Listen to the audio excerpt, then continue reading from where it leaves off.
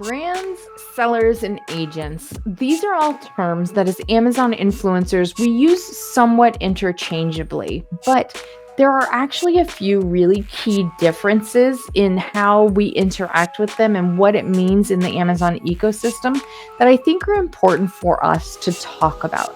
So I'm going to start with agents. Now, you will most often run into agents in a Facebook Messenger, Facebook groups, Reddit threads, and also like Instagram or those types of like chats, right? Now, an agent is going to be basically a third party, right? They don't necessarily own the product. They're probably repping multiple sellers and covering hundreds, if not thousands, of different product listings. And their whole goal is to try and get as much Amazon influencer content for those product listings as they can. There are lists that the agents have that have influencer names that list like how much people charge, if they're easy to work with. But this group of agents, they are very specifically incentivized by how much influencer content they can get for product listings, right? So when you're working with an agent, their budget is usually going to be somewhere between here's a free product and $50, just kind of like ballpark, right? They are not necessarily invested in the success of that specific product. So they're going to be much more transactional, right? They want you to crank content. A lot of times they have requests like show your face, show your dog, make sure it's a female, all of those sorts of like things. And then they want it relatively quickly, right? So those are just kind of like some of the things that we see working with agents. Now, I want to move over to brands. The brand owner is the person who owns the overall product, right? So think about Procter & Gamble owns, I think, Colgate, right? We'll use Colgate as the brand. Now, on Amazon, the brand owner controls the product listing, right? So they are the ones who are putting in all of those bullet points, all of the text, all of the title, all of the images, hopefully uploading that product video so we get that upper carousel, right? They are the ones who control that. Now, the brand can have multiple sellers. And this one we use seller for brand and we use seller for agent a lot of times. So I just want to call this out. The brand is the one that owns the product listing. They own that product, Colgate.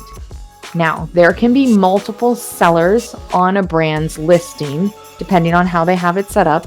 But as an example, there is a chance that on Colgate, there are 5 different sellers who will be selling Colgate, right?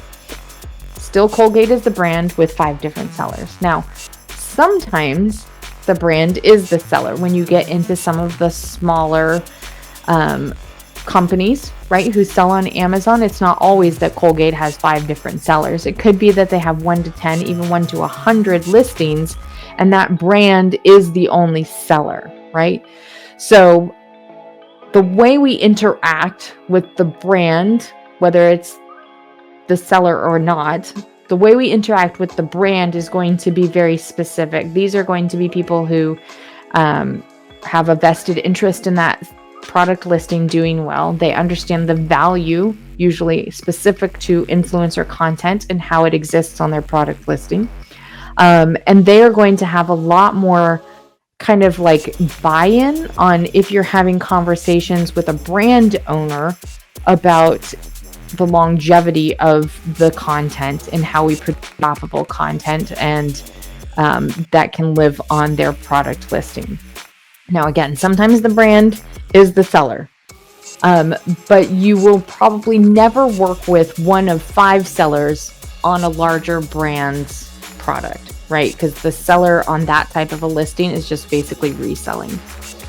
So when we're working with agents, it's going to be a little bit more transactional. If you're working with a brand, it's going to be a little bit more relational and have a little bit more of a vested interest as opposed to the agents. Now, as Amazon influencers, we have the opportunity to work with both brands and agents, and it just is really up to you about how you want to manage shoppable videos and what types of relationships you want to build and maintain in the space. So hopefully that distinction helps when you are wondering why, one type of outreach has a certain type of tone and treatment in the way they are asking for content, and a different kind has a totally different feel to it. So if you have any comments or questions, please post them down below, and I hope that helps.